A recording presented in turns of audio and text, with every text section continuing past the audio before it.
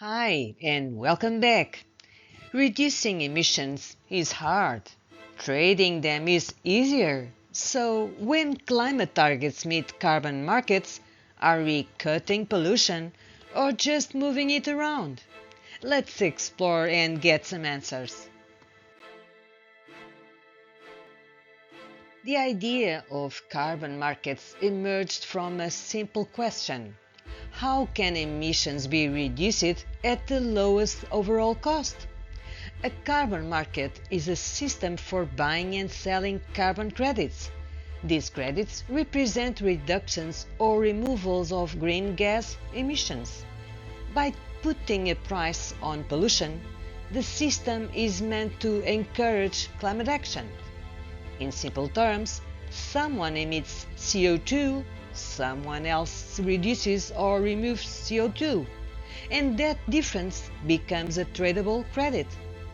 One carbon credit equals 1 ton of CO2, or equivalent. Avoid it, reduce it, or remove it. At least in theory, because not all credits represent the same kind of climate action. And that's where the distinction between avoiding, reducing, and offsetting becomes critical.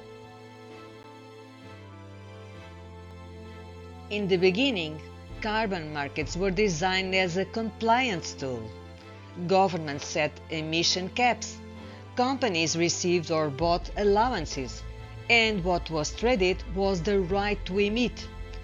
The focus was on current emissions, and the main risk was carbon leakage, emissions moving elsewhere rather than disappearing. As the system expanded, project-based credits entered the market.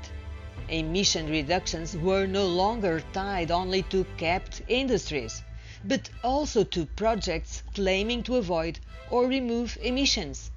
What was traded shifted from a right to emit to claimed reductions, often based on future scenarios. The key concern became additionality, whether these reductions would have happened anyway. Today, carbon markets operate as parallel systems. Compliance and voluntary markets coexist, and credits are increasingly treated as financial instruments. What is traded now includes present and future credits, tied to long-term promises rather than immediate reductions.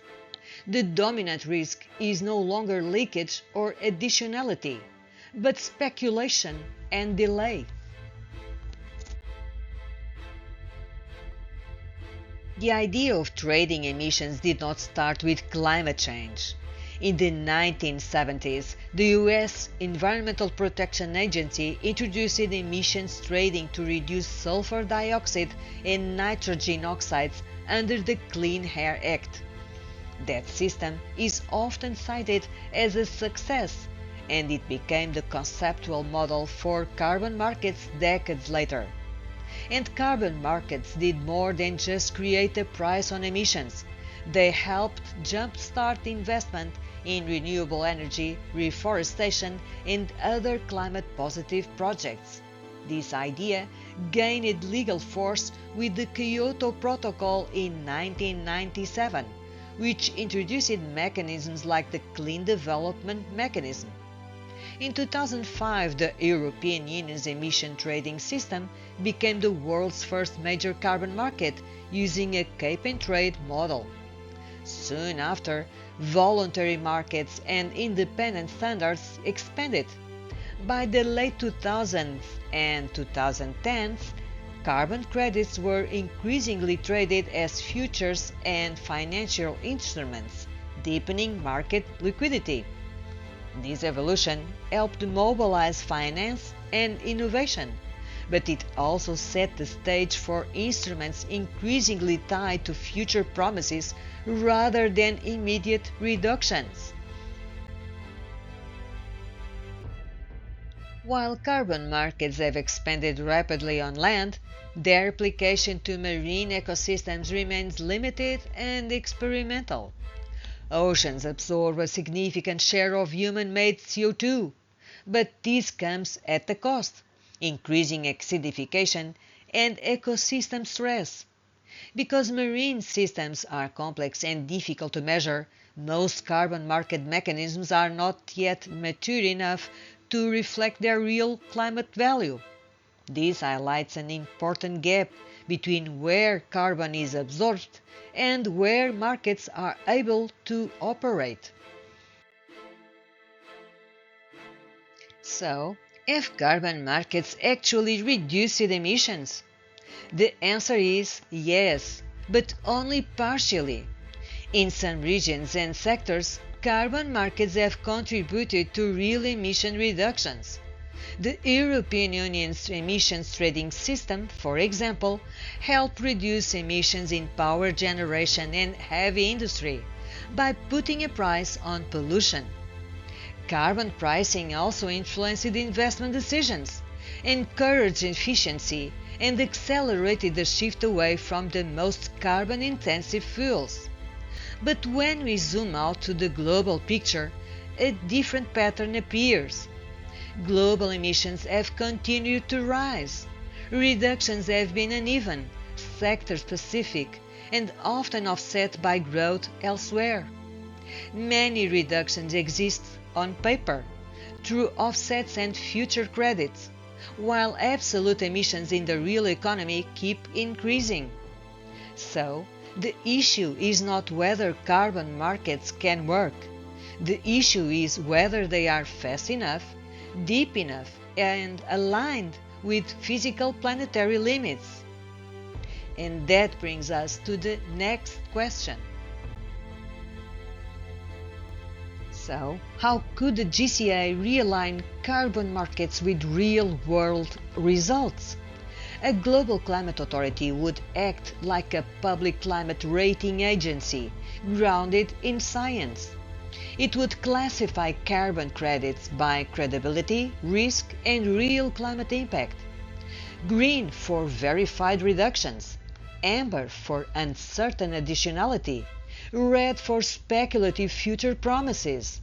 The goal is simple: to make climate credibility visible, so markets, regulators, and investors can respond in a meaningful way. Not all credits would be equal according to their real climate impact, and markets would finally price that difference. We know the atmosphere doesn't respond to accounting, it responds to physics. Carbon markets have changed the climate conversation. They put a price on pollution, mobilized finance, and helped scale renewable energy and climate projects worldwide. But their effectiveness does not depend on how much money flows through them. It depends on whether they deliver real, timely emission reductions. Today, too much of the market's value is tied to uncertain additionality and future offsets, while global emissions continue to rise. Carbon markets are tools, not goals in themselves. Markets respond to incentives, prices, and risk. But the atmosphere responds only to physics. Bridging that gap requires more than national pledges and financial instruments. It requires shared rules, scientific limits, transparency, and accountability. A framework capable of aligning markets with planetary boundaries. Because climate stability is not a financial target, it is a physical condition. Thank you for watching. Sources and references are linked below. And as always, care for the planet.